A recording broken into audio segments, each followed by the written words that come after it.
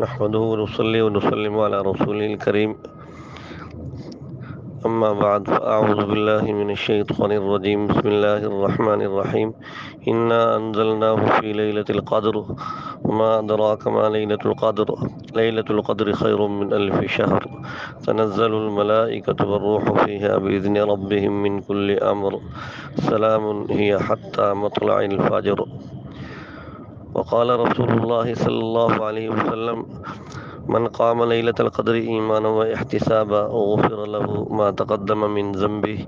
وقال رسول الله صلى الله عليه وسلم إن الله وهب لأمتي ليلة القدر لم يعطها من كان قبلهم أو كما قال عليه السلام. وعن معاوية بن أبي سفيان رضي الله عنهم عن النبي صلى الله عليه وسلم في ليلة القدر قال ليلة القدر ليلة 27. صدق الله وصدق رسوله النبي الكريم ونحن على ذلك لمن الشاهدين والشاکرین والحمد للہ رب العالمین. میرے محترم بھائی اور دوستو، اللہ رب العزت کی ذات نے شب قدر کو یوں تو طاق راتوں میں چھپا رکھا ہے، کسی رات کو متعین نہیں کیا جا سکتا، اور اس کی وجہ بھی یہی ہے کہ اللہ رب العزت کی طرف سے زیادہ سے زیادہ عبادت کا موقع ملے گا، تو جو 7 راتوں میں طاق راتوں میں جاگے گا اس کی ظاہر عبادت زیادہ ہوگی. جو ایک رات کو جاگ گیا باقی راتوں میں نہیں جاگتا تو اس کی عبادت کم ہے. اس لیے ساری راتوں کو غنیمت سمجھے، اور جو عارفین ہیں، جو اللہ کی معرفت کا علم رکھنے والے لوگ ہیں، ان کے لیے تو جفت رات بھی طاق رات ہی ہے. ہر شب قدر است گر قدر بدانی، کہ ہر شب قدر ہے اگر تجھے قدر ہے، تو قدر جانتا ہے. تو سیدنا فاروق اعظم رضی اللہ تعالیٰ عنہ کے زمانہ میں اسی سلسلے میں ایک مشورہ ہوا کہ شب قدر کب ہو سکتی ہے. تو صحابہ اکرام رضوان اللہ علیہم اجمعین میں یہ سوال اٹھایا گیا. امام بہقی رحمہ اللہ نے شعب الایمان میں جلد نمبر 3 صفحہ 330 پر یہ لمبی حدیث نقل کی ہے کہ آپ نے صحابہ میں سوال اٹھایا کہ ای لیلۃ ترونھا، تم کس رات کو شب قدر خیال کرتے ہو؟ فقال بعضهم لیلۃ 21، بعض نے کہا کہ 21 کی رات لیلۃ القدر کی رات، بعضوں نے 23، بعضوں نے 25. حضرت عبداللہ بن عباس سے حدیث کے راوی ہیں، فرماتے ہیں وانا ساکت، میں خاموش تھا. تو حضرت عمر رضی اللہ عنہ میری طرف متوجہ ہوئے اور مجھ سے پوچھنے لگے کہ اے لڑکے تو بتا. تو میں نے حضرت عمر رضی اللہ عنہ سے عرض کیا کہ میری تحقیق یہ ہے کہ غالب گمان یہ ہے کہ 27 کی رات شب قدر ہوتی ہے. تو کہا دلیل دو. تو حضرت عبداللہ بن عباس فرمانے لگے میں نے دلیل دی کہ قرآن پاک میں اللہ نے آسمانوں کی تعداد 7 بیان کی ہے، زمینوں کی تعداد 7 بیان کی ہے، انسانی پیدائش کی درجات 7 ہیں، انسانی غذائیں 7 ہیں، سورۃ عبس و تولی میں جو آتی ہیں، صفا مروہ کے چکر 7 ہیں، بیت اللہ کے طواف کے چکر 7 ہیں. تو اللہ رب العزت نے ان 7 کی عدد کو اہمیت دی ہے، تو یہاں پر بھی 7 کی عدد کو اہمیت حاصل ہے. پھر مفسرین نے لکھا کہ حضرت عمر رضی اللہ تعالیٰ عنہ نے فرمایا کہ جو اس لڑکے نے بات کہی ہے یہ سب سے عمدہ بات ہے. تو 27 کی طرف حضرت عمر رضی اللہ تعالیٰ عنہ کا بھی رجحان تھا کہ 27 کی رات شب قدر کی رات ہوتی ہے عام طور پہ. اور پھر اس کی تائید میں حضرت معاویہ بن ابی سفیان رضی اللہ تعالیٰ عنہ کی روایت ابو داود شریف جلد نمبر 1 صفحہ 206، اس میں موجود ہے کہ نبی کریم صلی اللہ علیہ وسلم نے لیلۃ القدر کے بارے میں فرمایا کہ لیلۃ القدر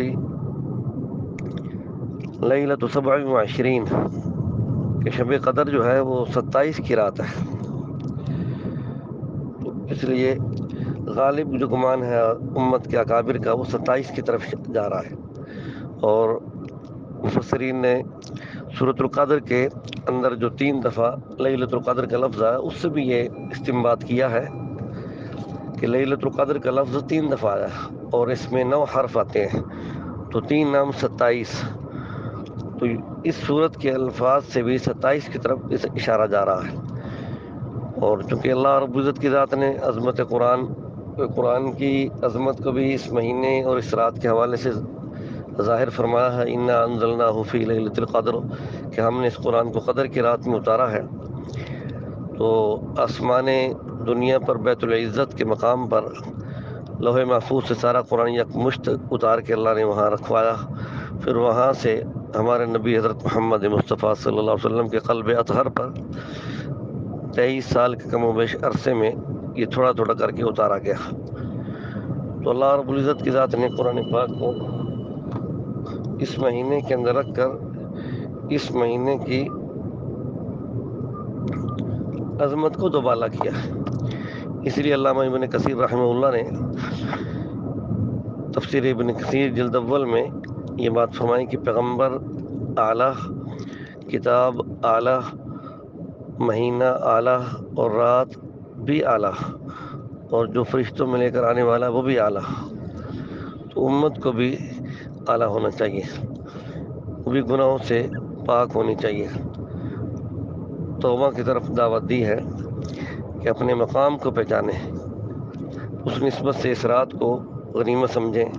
اللہ رب العزت نے یہ رات صرف اس امت کو دی ہے، کسی امت کو نصیب نہیں ہوئی، یہ خصوصیت ہے اس امت کی۔ ان اللہ وہب لامتی لیلۃ القدر لم یعطیها من کان قبلہم، کہ بے شک اللہ نے میری امت کو یہ لیلۃ القدر کی رات عطا کی ہے، ان سے پہلے کسی کو عطا نہیں ہوئی۔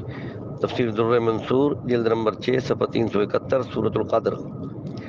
جیسے حج کی فرضیت اس امت کی خصوصیت ہے کہ پہلے کسی امت پر حج فرض نہیں ہوا، اسی طریقے سے زکوٰۃ کسی امت کے اوپر اتنی کم مقدار میں فرض نہیں ہوئی جتنی اس امت کے اوپر کم مقدار میں فرض ہوئی کہ 40واں حصہ، 40,000 میں سے 1,000 حضرت موسیٰ علیہ السلام کی قوم پر چوتھا حصہ فرض تھی، تو وہاں لاکھ روپے کے میں سے 25,000، اور اس امت کو لاکھ روپے میں سے 2.5%، 2,500 روپے۔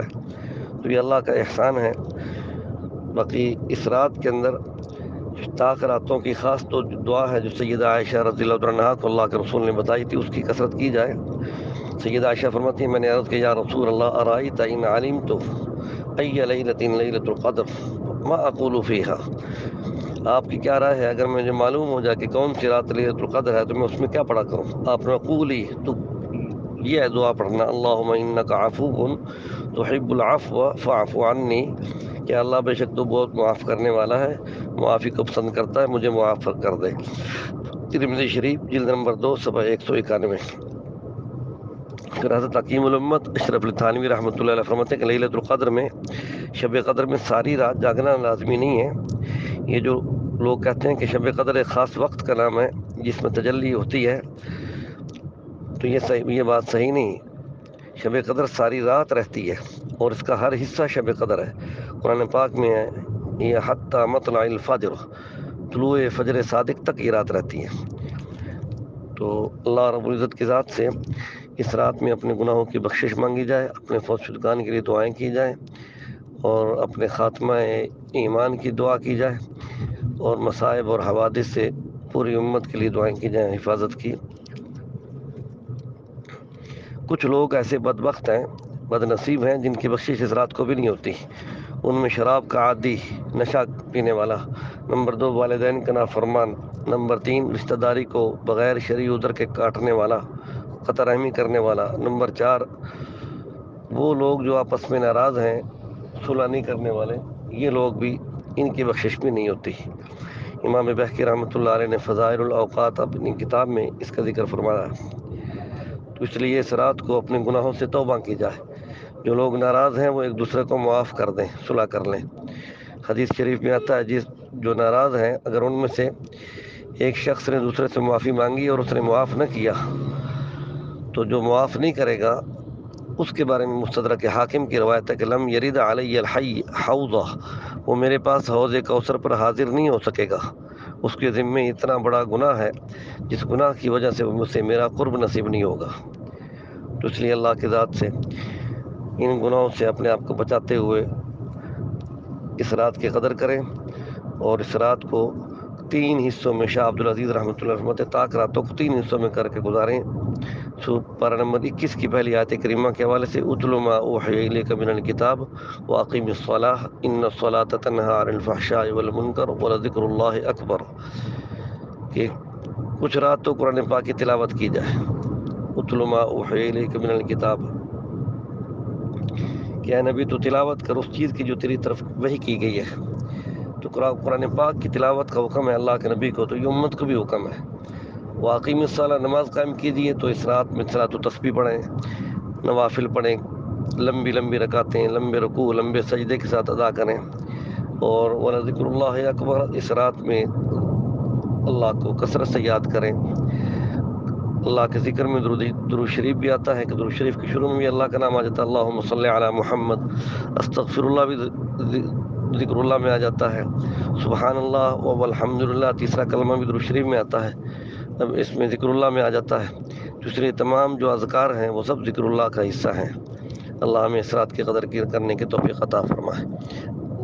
باقی جو کل جمعہ آ رہا، جمعے کے حوالے سے خاص طور پہ باب صفت النار و اہلہا مشکات شریف کے آخر میں ہے، اور باب صفت الجنت و اہلہا، کہ جنت کے اور جنتیوں کے حوالے سے کچھ معلومات، اور جہنم اور جہنمیوں کے حوالے سے کچھ معلومات، وہ کل بیان کی جائے، کہ یہ اشرا جہنم سے چھٹکارے کا ہے۔ تو جہنم کتنی خطرناک چیز ہے، اس کی ہولناکی اور اس کی وحشت اور اس کے عذاب کو بیان کیا جائے، اور امت کو ڈرایا جائے، اور اس کے لیے بشارت ہے جو اس سے بچ گیا، اس کے لیے خوشخبری ہے۔